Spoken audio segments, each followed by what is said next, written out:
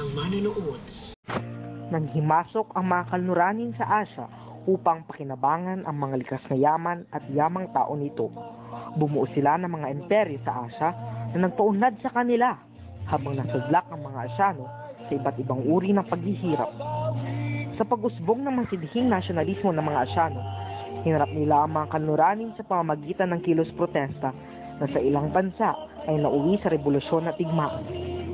Malakas man ang puwersang militar ng mga kanluranin, ito ay tinapatan ng damdaming makabansa ng mga Asyano. Iba't ibang uri ng nasyonalismo ang nabuo sa Asya na lahat ay naghangad na makamtan ang kalayaan at kasarinlan.